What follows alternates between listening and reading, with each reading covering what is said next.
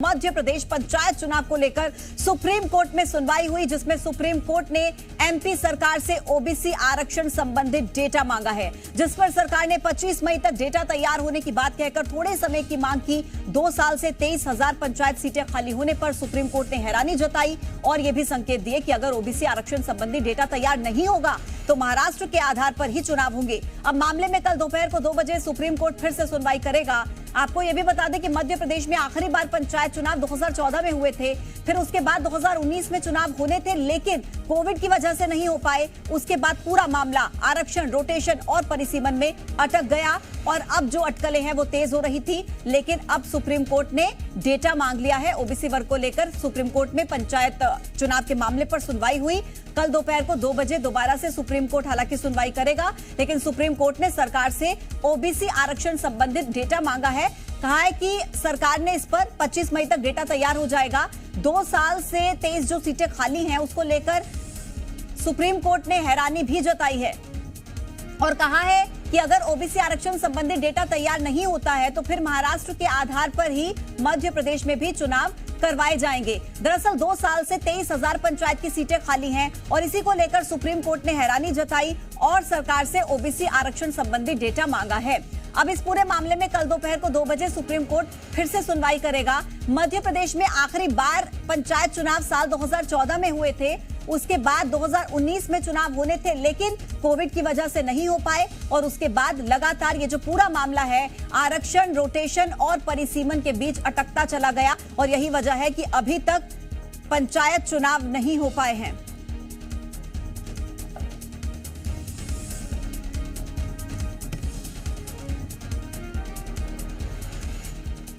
मेरे 2 सहयोगी मेरे साथ जुड़ रहे हैं इसी खबर पर ज्यादा जानकारी के साथ। प्रमोद भोपाल से मेरे साथ इस वक्त जुड़ रहे हैं, राहुल मिश्रा न्यूज रूम से मेरे साथ इस वक्त जुड़ रहे हैं। सबसे पहले प्रमोद, सवाल आपसे रहेगा। लगातार मांग उठ रही है पंचायत चुनाव जल्द से जल्द कराए जाएं, काम अटक रहे हैं, विकास अटक रहा है, लेकिन अभी भी ये मामला जो है कहीं ना कहीं फंसता हुआ नजर आ रहा है। लेकिन अब सुप्रीम कोर्ट ने सीधा कह दिया कि या तो आप डेटा दें, अगर डेटा नहीं दिया तो फिर महाराष्ट्र के आधार पर ही चुनाव होंगे।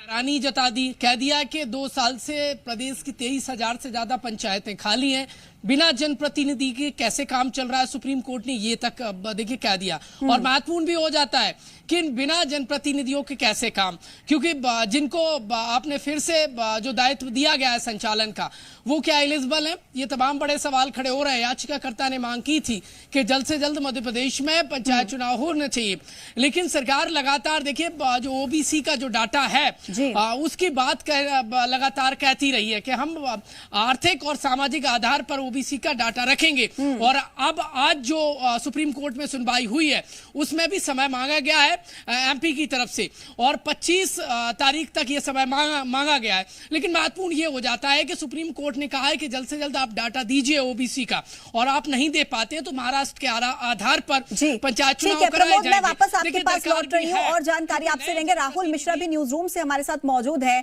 राहुल, सुप्रीम कोर्ट ने सीधा कह दिया है कि आप जल्दी से ओबीसी आरक्षण संबंधी डेटा उपलब्ध करवाएं और इस पर सरकार का क्या जवाब है? सरकार कब तक ये डेटा उपलब्ध करा देगी? कब तक मान के चलें कि फिर से पंचायत चुनाव हो सकते हैं एमपी में? उपलब्ध कराने की बात यहाँ पर कही है, लेकिन यहाँ पर सुप्रीम कोर्ट ने हैरानी जताई है कि आखिर में 2 साल से चुनाव क्यों नहीं हुए हैं और सीधे तौर पे जो 23,000 पंचायत पद हैं वो खाली पड़े हुए हैं और जल्द से जल्द इसका जो डेटा है ओबीसी संबंधित जो आरक्षण संबंधित डेटा है वो 25 मई तक जो सरकार ने कहा है कि ये 25 मई तक तैयार हो जाएगा और सरकार को थोड़ा समय दिया जाए, सुप्रीम कोर्ट को इसने कहा है।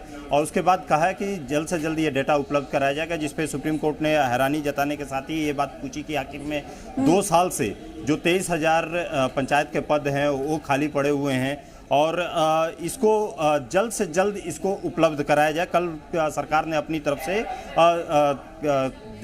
देखना होगा कि आखिर में सरकार की तरफ से क्या कल दिया जाता है, कल क्या जवाब दिया जाता है। लेकिन सुप्रीम कोर्ट ने यह भी पूछा है कि कमेटी में कौन लोग शामिल थे, क्या कमेटी ने सभी स्टॉक होल्डर्स के ऐतराज पर ध्यान दिया है, इसके बारे में भी कमेटी ने बातें पूछी, कोर्ट ने पूछा है। और कवायद में जो जुटी हुई कमेटी है उसके बारे में भी यहाँ पर कल तक जानकारी यहाँ कोर्ट ने मांगा है। तो कल का दिन अहम रहेगा। कल 2 बजे सुनवाई होनी है और उसमें अब देखना ही होगा कि सरकार की तरफ से यहाँ पर जो सुप्रीम कोर्ट की तरफ से ऐतराज जताया गया उस पर क्या जवाब दिया जाता है। प्रमोद, रिजर्वेशन, रोटेशन और परिसीमन, ये 3 मुख्य मुद्दे रहे जिसकी वजह से चुनाव अभी तक नहीं हो पाए हैं। 2019 में चुनाव होने थे, लेकिन सुप्रीम कोर्ट में कल 2 बजे फिर से सुनवाई होनी है। आज सुप्रीम कोर्ट ने इसको लेकर यह कहा है कि आप डेटा उपलब्ध कराएं। अगर सरकार 25 मई तक ये डेटा उपलब्ध कराती है तो क्या राह एकदम क्लियर हो जाएगी, रास्ता एकदम क्लियर हो जाएगा पंचायत चुनाव का, या फिर और भी कुछ अटकलें हैं अभी बाकी?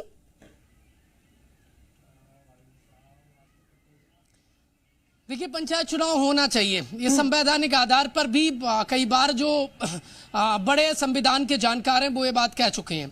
क्योंकि देखिए, संवैधानिक अधिकार है नए जनप्रतिनिधि, जनता, जो समाज, जनता है उसको चुनने का, और जो पॉलिटिशियन है उनको भी पार्टिसिपेट करने का, ये महत्वपूर्ण हो जाता है। और पिछले लंबे समय से एमपी की 23,000 से ज्यादा पंचायतें बिना इलेक्शन के देखिए हैं, और इसको लेकर यही याचिका लगाई गई है। सुप्रीम कोर्ट ने हैरानी जता दी, ये बड़ा सवाल खड़ा हो रहा है। लेकिन महत्वपूर्ण तो ये है कि डाटा जब, यदि जो ओबीसी जो आयोग है एमपी का, वो एमपी में जो ओबीसी की गणना कर रहा है कि आर्थिक और सामाजिक आधार पर उसे 27% आरक्षण मिलना चाहिए, तमाम जो तथ्य हैं यदि वो रखे जाते हैं तो क्या मध्य प्रदेश में ओबीसी को 27% रिजर्वेशन मिल पाएगा? बड़ा सवाल तो ये खड़ा हो जाता है, क्योंकि कई महत्वपूर्ण जजमेंट हैं, उनका क्या होगा?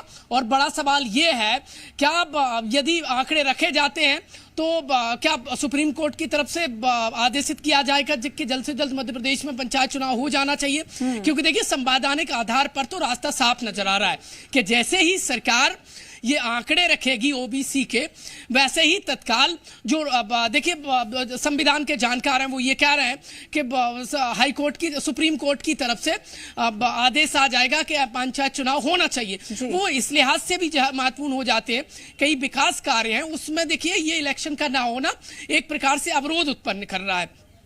और जो हक है, जो संविधान ने अधिकार दिया है, वो भी कहीं ना कहीं देखिए वो भी जो जनप्रतिनिधि होने का निश्चित तौर पर इसका असर सीधे सीधे पड़ रहा है। और जब भी जनता से इसको लेकर जिक्र होता है तो जनता भी इस बात का जिक्र बार बार करती है कि पंचायत चुनाव जल्द होने चाहिए। राहुल, 23,000 से ज्यादा पंचायत की सीटें खाली हैं और पिछले 2 साल से निश्चित तौर पर विकास के काम अटक रहे हैं। कहीं ना कहीं लोग भी चाहते हैं कि जल्द से जल्द चुनाव हो जाए। यही सवाल लेकर मैं आपके पास आ रही हूं कि क्या अगर ये डेटा सरकार सुप्रीम कोर्ट में उपलब्ध कराती है तो उसके बाद सुप्रीम कोर्ट की तरफ से यही आदेश हो सकता है कि जल्द से जल्द चुनाव करा दिए जाएं, क्योंकि 2023 में फिर विधानसभा चुनाव भी हैं?